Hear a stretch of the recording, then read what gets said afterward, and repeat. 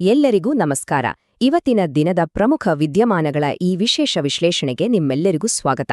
ಬನ್ನಿ, ರಾಷ್ಟ್ರೀಯ, ಅಂತಾರಾಷ್ಟ್ರೀಯ ಹಾಗೂ ನಮ್ಮ ರಾಜ್ಯದ ಪ್ರಮುಖ ಸುದ್ದಿಗಳನ್ನ ಒಂದೊಂದಾಗಿ ನೋಡೋಣ. ಇವತ್ತು ನಾವು 3 ಮುಖ್ಯ ಭಾಗಗಳನ್ನ ನೋಡ್ಲಿದ್ದೇವೆ.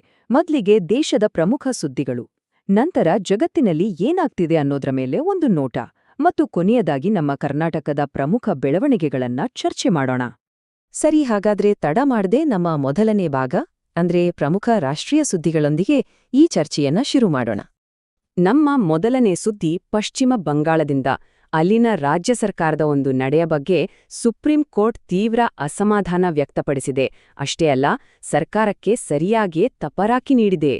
ಅಸಲಿಗೆ ಏನಿದು ಘಟನೆ ಅಂದ್ರೆ, ಪಶ್ಚಿಮ ಬಂಗಾಳದ ಮಾಲ್ಡಾ ಜಿಲ್ಲೆಯಲ್ಲಿ ಮತದಾರರ ಪಟ್ಟಿ ಪರಿಷ್ಕರಣೆ ಕೆಲಸ ಮಾಡ್ತಿದ್ದ 7 ನ್ಯಾಯಾಂಗ ಅಧಿಕಾರಿಗಳನ್ನ ಪ್ರತಿಭಟನಾಕಾರರು ಸುತ್ತುವರೆದು ಅಕ್ಷರಶಃ ಬಂಧಿಸಿಟ್ಟಿದ್ರು.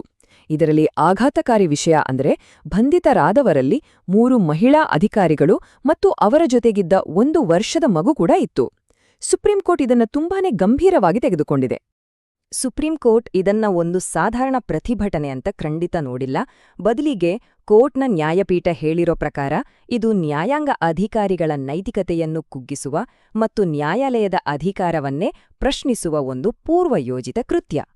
ಈ ಕೇಸ್ ಎಷ್ಟು ಸೀರಿಯಸ್ ಆಗಿದೆ ಅಂದ್ರೆ, ಇದರ ತನಿಖೆಯನ್ನ ಸಿಬಿಐ ಅಥವಾ ಎನ್ಐಎನಂತಹ ಸ್ವತಂತ್ರ ತನಿಖಾ ಸಂಸ್ಥೆಗಳಿಗೆ ವಹಿಸೋಕೆ ಕೋರ್ಟ್ ಆದೇಶಿಸಿದೆ. ಅಷ್ಟೇ ಅಲ್ಲ, ಪಶ್ಚಿಮ ಬಂಗಾಳ ದೇಶದಲ್ಲೇ ಅತಿ ಹೆಚ್ಚು ಧ್ರುವೀಕರಣಗೊಂಡ ರಾಜ್ಯ ಅಂತ ನ್ಯಾಯಾಲಯ ಕಳವಳ ವ್ಯಕ್ತಪಡಿಸಿದೆ. ಈ ಒಂದು ಗಂಭೀರ ಸುದ್ದಿಯ ನಂತರ ಈಗ ನಮ್ಮ ದೇಶದ ರಕ್ಷಣಾ ವಲಯದಲ್ಲಿ ಆಗಿರುವಂಥ ಒಂದು ದೊಡ್ಡ ಐತಿಹಾಸಿಕ ಸಾಧನೆಯ ಬಗ್ಗೆ ಮಾತಾಡೋಣ. 2025-26ನೇ ಆರ್ಥಿಕ ವರ್ಷದಲ್ಲಿ ಭಾರತನ ರಕ್ಷಣಾ ಉಪಕರಣಗಳ ರಫ್ತು ಸಾರ್ವಕಾಲಿಕ ದಾಖಲೆಯನ್ನೇ ಮಾಡಿದೆ. ಎಷ್ಟು ಗೊತ್ತಾ? ಬರೋಬ್ಬರಿ 38,424 ಕೋಟಿ ರೂಪಾಯಿ. ಇದು ಆತ್ಮನಿರ್ಭರ ಭಾರತದ ಕನಸಿಗೆ ಸಿಕ್ಕಿರೋ ಒಂದು ದೊಡ್ಡ ಯಶಸ್ಸು. ಈ ಬೆಳವಣಿಗೆಯ ಪ್ರಮಾಣ ಎಷ್ಟಿವೆ ಅಂತ ನೀವು ನೋಡಿದ್ರೆ, ಹಿಂದಿನ ವರ್ಷಕ್ಕೆ ಹೋಲಿಸಿದಾಗ ಇದು 62% ಜಾಸ್ತಿಯಾಗಿದೆ. ಅಂದ್ರೆ ನಮ್ಮ ದೇಶದ ರಕ್ಷಣಾ ಉತ್ಪಾದನಾ ಸಾಮರ್ಥ್ಯ ಎಷ್ಟು ವೇಗವಾಗಿ ಬೆಳೀತಿದೆ ಅನ್ನೋದಿಕ್ಕೆ ಇದೇ ಸಾಕ್ಷಿಯಲ್ವಾ? ಈ ದೊಡ್ಡ ಸಾಧನೆಯಲ್ಲಿ ಸರ್ಕಾರಿ ಮತ್ತು ಖಾಸಗಿ ಎರಡೂ ವಲಯಗಳ ಪಾತ್ರ ತುಂಬಾನೇ ಮುಖ್ಯವಾಗಿದೆ. ನೋಡಿ, ಸಾರ್ವಜನಿಕ ವಲಯದ ಪಾಲು ಸುಮಾರು 55% ಇದ್ರೆ, ಖಾಸಗಿ ವಲಯ ಕೂಡ ಸುಮಾರು 45% ಕೊಡುಗೆ ನೀಡಿದೆ. ರಕ್ಷಣಾ ವಲಯದ ಈ ಖುಷಿ ಸುದ್ದಿಯ ನಂತರ ಈಗ ನಮ್ಮ ದೇಶದ ಶಾಸಕಾಂಗದಲ್ಲಿ ಒಂದು ದೊಡ್ಡ ಬದಲಾವಣೆ ತರಬಹುದಾದ ಮಹಿಳಾ ಮೀಸಲಾತಿ ಮಸೂದೆಯ ಕಡೆ ಗಮನಹರಿಸೋಣ. ನಾರಿ ಶಕ್ತಿ ವಂದನಾ ಕಾಯ್ದೆ ಅಂತ ಕರೆಯಲಾಗೋ ಈ ಮಸೂದೆಯ ಮುಖ್ಯ ಉದ್ದೇಶ ಏನಪ್ಪಾ ಅಂದ್ರೆ, ಲೋಕಸಭೆ ಮತ್ತು ಎಲ್ಲಾ ರಾಜ್ಯಗಳ ವಿಧಾನಸಭೆಗಳಲ್ಲಿ ಮಹಿಳೆಯರಿಗೆ 33%ರಷ್ಟು ಮೀಸಲಾತಿಯನ್ನ ಖಚಿತಪಡಿಸೋದು. ಸರಿ, ಈ ಐತಿಹಾಸಿಕ ಕಾನೂನನ್ನ ಜಾರಿಗೆ ತರೋಕೆ ಸರ್ಕಾರ ಕೆಲವು ನಿರ್ದಿಷ್ಟ ಹೆಜ್ಜೆಗಳನ್ನ ಇಡ್ತಿದೆ. ಮೊದಲನೇದಾಗಿ, ಏಪ್ರಿಲ್ 16ರಿಂದ ಸಂಸತ್ತಿನ ವಿಶೇಷ ಅಧಿವೇಶನ ಕರೆಯಲಾಗುತ್ತೆ. ನಂತರ ಸಂವಿಧಾನಕ್ಕೆ ತಿದ್ದುಪಡಿ ತರಲಾಗುತ್ತೆ. ಮತ್ತು ಕೊನೆಯದಾಗಿ 2011ರ ಜನಗಣತಿ ಆಧಾರದ ಮೇಲೆ ಕ್ಷೇತ್ರಗಳನ್ನ ಮರುವಿಂಗಡಣೆ ಮಾಡಿ ಈ ಮೀಸಲಾತಿಯನ್ನ ಜಾರಿಗೆ ತರಲಾಗುತ್ತೆ. ರಾಷ್ಟ್ರೀಯ ವಿಚಾರಗಳನ್ನ ನೋಡಿದ್ವಿ. ಈಗ ಜಗತ್ತಿನಲ್ಲಿ, ಅದರಲ್ಲೂ ಮುಖ್ಯವಾಗಿ ಜಾಗತಿಕ ರಾಜಕೀಯದಲ್ಲಿ ಏನಾಗ್ತಿದೆ ಅನ್ನೋದ್ರ ಕಡೆ ಒಂದು ನೋಟ ಹರಿಸೋಣ. ಮಧ್ಯಪ್ರಾಚ್ಯದಲ್ಲಿ ಪರಿಸ್ಥಿತಿ ಮತ್ತಷ್ಟು ಬಿಸಿಯಾಗಿದೆ. ಅಮೆರಿಕ ಮತ್ತು ಇರಾನ್ ನಡುವಿನ ಬಿಕ್ಕಟ್ಟು ಈಗ ತಾರಕಕ್ಕೇರಿದೆ.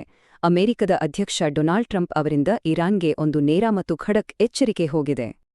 ಯಾವುದೇ ಮಾತುಕತೆ ಅಥವಾ ಒಪ್ಪಂದಕ್ಕೆ ಇರಾನ್ ಒಪ್ಪದೇ ಇದ್ರೆ, ಇರಾನಿನ ಪ್ರಮುಖ ಸೇನಾ ನೆಲೆಗಳನ್ನೇ ಟಾರ್ಗೆಟ್ ಮಾಡಿ ದಾಳಿ ಮಾಡ್ತೀವಿ ಅಂತ ಕಠಿಣ ಸಂದೇಶವನ್ನ ರವಾನಿಸಲಾಗಿದೆ.